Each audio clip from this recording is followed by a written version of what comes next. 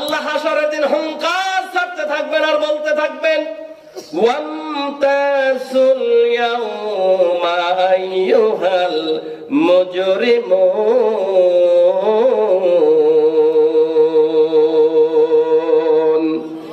আল্লাহ তাআলা বলবেন, পাপের দলের লোক কারা? ইসলাম বিরোধী কারা? কোরআন বিরোধী কারা? নামাজ বিরোধী কারা? কারা আলেম বিরোধী?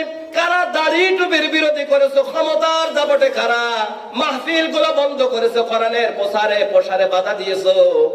এই ক্ষমতাধর লোকগুলি আজকে কই আল্লাহ হুঙ্কার ছাড়তে থাকবেন, ইয়া দুনিয়া ইনাশসারুকি, ও দুনিয়া তোমার বুকের মধ্যে বিশাল বিশাল গাছপালা ছিল, ওগুলো আজকে কই আইনা নাহারুকি, তোমার বুকের মধ্যে বড় বড় সাগর উপসাগর ছিল, ওগুলি আজকে কই আইনা জিবালুক, কোথায় সেই পর্বত মালাগুলি?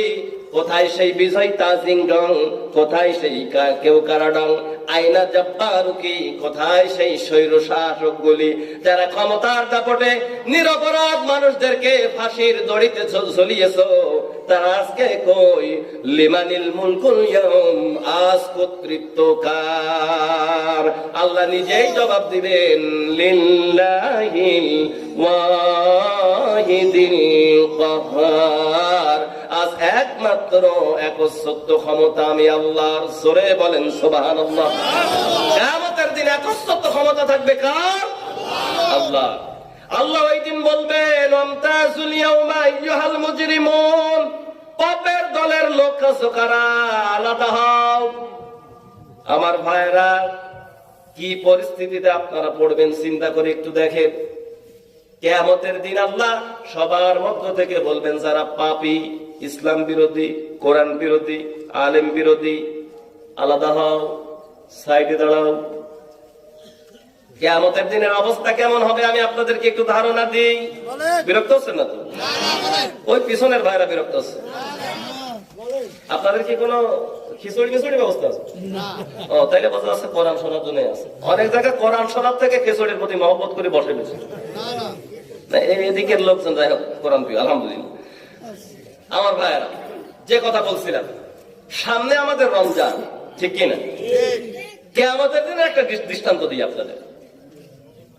আমরা অনেক সময় দেখছি, আমাদের কুষ্টিয়াতে আছে, আপনারা পার্শ্ববর্তী জেলা যেহেতু, সম্ভবত আপনাদের এদিকেও হয়, যাদেরকে আল্লাহ সামর্থ্য দিয়েছেন, তাওফিক দিয়েছেন, ওনারা অনেক সময় মসজিদে জামাত ধরা ইফতারের দাওয়াত দেয়। এরকম আছে না? জামাত সাহেব আগামী দিনে আপনাদেরকে ইফতার করাবেন, এই জামাতের যতগুলো লোক আছে সকলকে ইফতার করাবে, এরকম হয় না ভাই?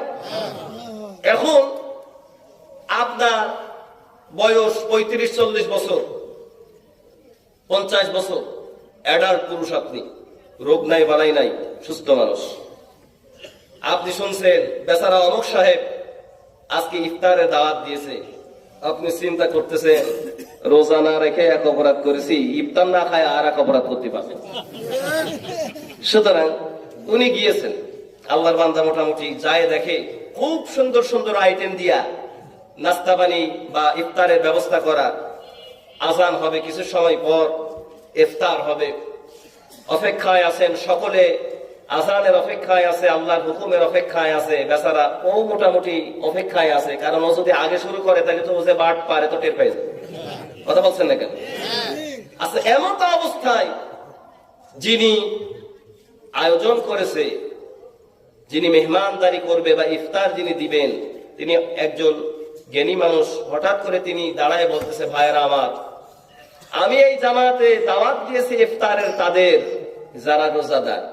যারা কি রোজাদার? ইফতার তো রোজাদারদের জন্য হয়, আর খাওয়া হয় হচ্ছে বুজদারদের জন্য, নাকি?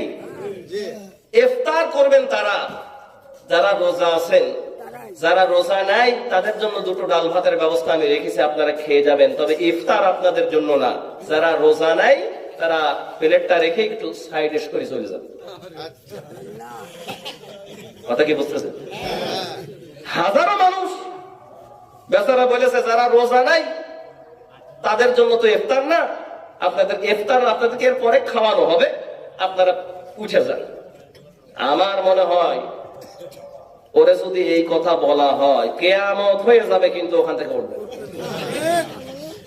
হ্যাঁ, ঠিক কিনা? কারণ ও জানে যে ওই সময় যদি ও ওঠে তোর ইজ্জত একেবারে সালাসালা হয়ে যাবে, কোন রকম উঠবে না। একটু খেয়াল করেন তো, রোজা না রাখার কারণে দুনিয়াতে বেইজ্জতি হওয়ার পরে ওই সময়ের পরিস্থিতি যদি আপনার কাছে ওই রকম মনে হয়, কিয়ামতের দিন লক্ষ নবীর কোটি কোটি উম্মতের ভিতরে যখন আল্লাহ বলবে ওয়ামতাজুল ইয়াউমা আইয়ুহাল মুসলিমুন, কারা ইসলাম বিরোধী, কোরআন বিরোধী, আলেম বিরোধী, কারা পাপিষ্ঠ ব্যক্তি ছিল, আলাদা হও, আপনার অবস্থা কেমন হবে একটু চোখ বন্ধ করে ভাবার জন্য আপনাকে আমি উপদেশ দিলাম।